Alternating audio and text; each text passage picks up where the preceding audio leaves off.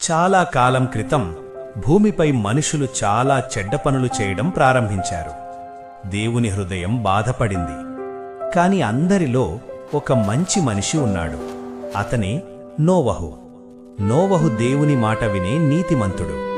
ఒకరోజు దేవుడు నోవహుతో ఇలా అన్నాడు: భూమిపై మహాప్రళయం రాబోతోంది.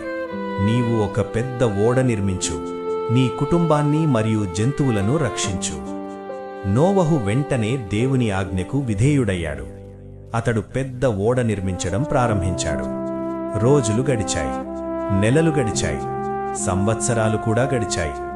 చుట్టూ ఉన్న ప్రజలు నోవహును చూసి నవ్వారు.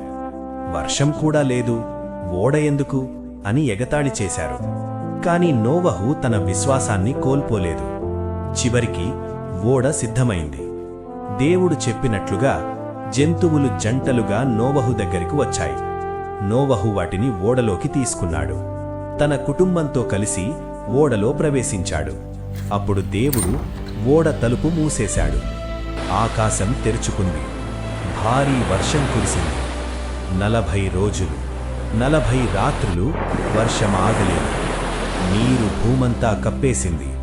కాని ఓడలో ఉన్న నోవహు మరియు అతని కుటుంబం సురక్షితంగా ఉన్నారు. చాలా రోజుల తర్వాత వర్షం ఆగింది.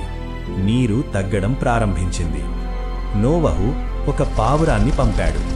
కొంతసేపటి తర్వాత పావురం ఒక ఆకుతో తిరిగి వచ్చింది. భూమి మళ్లీ జీవం పొందుతోందని నోవహు అర్థం చేసుకున్నాడు. తర్వాత నోవహు తన కుటుంబంతో కలిసి ఓడ నుండి బయటికి వచ్చాడు. దేవునికి కృతజ్ఞతలు తెలిపాడు. అప్పుడు దేవుడు ఆకాశంలో ఒక అందమైన ఇంద్రధనస్సు ఉంచాడు. ఇకపై ఇలాంటి ప్రళయం చెయ్యను అని దేవుడు వాగ్దానం చేశాడు. ఈ కథ మనకొక గొప్ప పాఠం నేర్పుతోంది. దేవుని మీద విశ్వాసం ఉంచిన వారిని దేవుడు కాపాడుతాడు.